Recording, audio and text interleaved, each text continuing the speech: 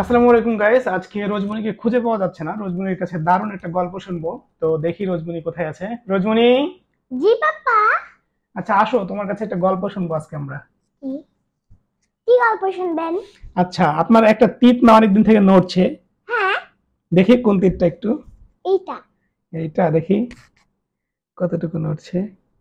আচ্ছা, এই তীরটা তো আমরা অনেকদিন থেকে নড়ছে বলে তুলতে গেছিলাম কালকে, তাই না? হ্যাঁ। আপনি প্রায় ১-২ মাস থেকে আমাকে বলছেন যে পাপা দাঁতটা তুলে দেন, দাঁতটা তুলে দেন।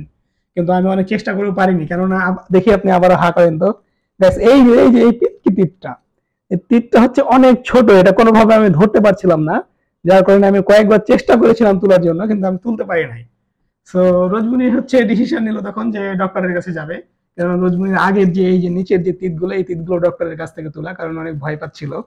ক্যামেরার সামনে অনেক সাহস করে, কিন্তু এই তিতগুলো যখন নড়ছিল তখন প্রচন্ড রকমের ভয় পাচ্ছিল। সো তিতগুলো তোলার জন্য প্রত্যেকবার আমরা ডাক্তারের কাছে যেতাম। তো ফাইনালি আমরা কালকে আবার ডক্টরের কাছে গিয়েছিলাম এই তীরটা তোলার জন্য।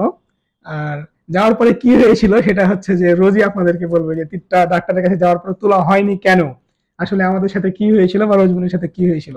আচ্ছা বাবা, বলো তো এবার কি হয়েছিল তোমার সাথে। আচ্ছা, তো কিছুদিন থেকে তো আমি তোমাকে বলছি যে আমি টিপ তুলবো। হুম। তো ডাক্তারের কাছে তো কালকে গেলাম না, হুম। রাত্রে আর দেখে গেলাম। ডাক্তার ডাক্তার তো আমাদের পরিচিত ছিল, এই জন্য আমরা ফোন দিয়ে সিরিয়াল নিয়েছিলাম, এবং রোজমনির দাঁত যেহেতু আগেও কয়েকবার ওখান থেকে তুলেছিলাম, তারপর আমিও কয়েকবার অন্য দাঁতের অন্য ট্রিটমেন্ট নিয়েছিলাম, যার কারণে ডাক্তারটা আমাদের বেশ ভালো পরিচিত ছিল, এবং রোজমনিকে সে অত্যন্ত ভালোবাসে, তাই না? আচ্ছা ঠিক আছে, এবার বলেন আপনি কি হয়েছিল। আচ্ছা, তো টিপ তুলতে গিয়েছিলাম, তো যে শুতেও গেছিলাম আর টিপটা শুতে গেছিলাম মানে চেয়ারে তাকে শুয়ে দিয়েছিল তীরটা হ্যাঁ, তোলার জন্য। তো টিপটা এবং তুলতেও গিয়েছিলাম। তখন ডাক্তার আবার বলছে যে এই টিপটা যদি আপনারা তোলেন তাহলে এই টিপটা আবার 2 বছর বের হবে না। আমি 2 বছর কেন পগলা হয়ে থাকবো? মানে ঘটনাটা ব্যাস এরকম হয়েছিল যে তীরটা তোলার জন্য রোজমনিকে মানে চেয়ারের উপরে শুয়ে ইঞ্জেকশন টিনজেকশন বা আরো যন্ত্রপাতি সবকিছু রেডি করে তুলতে যাবে। এই মুহূর্তে ডাক্তার বলছে যে এই তীরটা তোলার পরে এখন থেকে ১.৫ বছরে এই তীরটা বের হবে না, ১.৫ বছর পরে এই জায়গায় তীরটা বের হবে।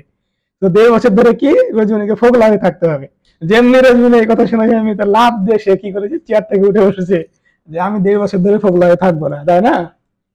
তো আমি তাও অনেক করে চেষ্টা করলাম রজমনিকে যে রজমনি তীরটা তুলে নেই, কিন্তু রজমনি কোনোভাবেই তীরটা তোলার জন্য রাজি হলো না। তো আরো একটা ঘটনা হয়েছিল, সেটা হচ্ছে যে দেখি একটু এদিকে সরেন তো জন্য।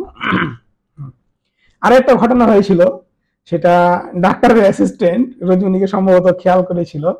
তো কি বলছিলাম ডাক্তারের অ্যাসিস্ট্যান্ট আপনাকে? তুমি কি নাচ করো নাকি? না, এভাবে বলেনি। কিভাবে বলছিল সেভাবে বলো তুমি একদম।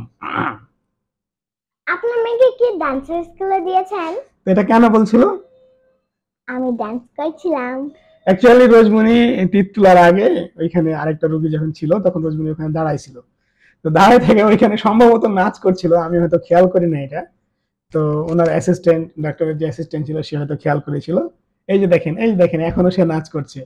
তো ওইখানে সে নাচ করছিল, নাচ করার সময় হচ্ছে ডাক্তারের অ্যাসিস্ট্যান্ট যেটা ছিল সে আমাকে হঠাৎ করে জিজ্ঞেস করে বসে যে আপনার মেয়েকে কি ডান্স করান, মানে নাচ শিখান? তো আমি তো বললাম যে নাচ শিখায় না, কিন্তু এটা কিভাবে বুঝলে একটা বিষয়, তাই না? আপনি কি সত্যি সত্যি এখানে ডান্স করছিলেন? কেমন ডান্স করছিলেন ওইখানে? Just a flower. আহ, আর কি ধরনের নাচ করছিলেন? জাস্ট আ ফ্লাওয়ার, একটু ব্ল্যাক দেখান পিঙ্ক। তো।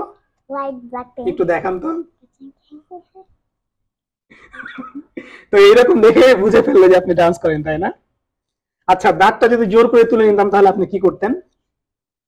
আপনি কি তুলতে দিতেন? রোজমনি এতটাই, মানে ওই সময় যখন বলা হলো যে ১.৫ বছর, ১ থেকে ১.৫ বছরের রোজমনি এই দাঁতটা উঠবে না, ফাঁকা থাকবে, তখন সাথে সাথে রোজমনি এখান থেকে উঠে গেছে যে আমি ১.৫ বছর ধরে ওগুলো থাকতে চাই না। ঠিক আছে। তো এই ছিল রোজমনি তিত উঠানোর ঘটনা। তো অনেক মজার একটা ঘটনা ছিল, এই জন্য আপনাদের সাথে শেয়ার করলাম। সবাইকে অসংখ্য ধন্যবাদ। ভালো থাকবেন সবাই। তুমি কি কিছু বলবা?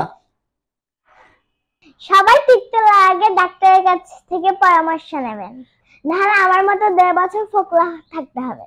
তো ভালো থাকেন সবাই, গুড বাই।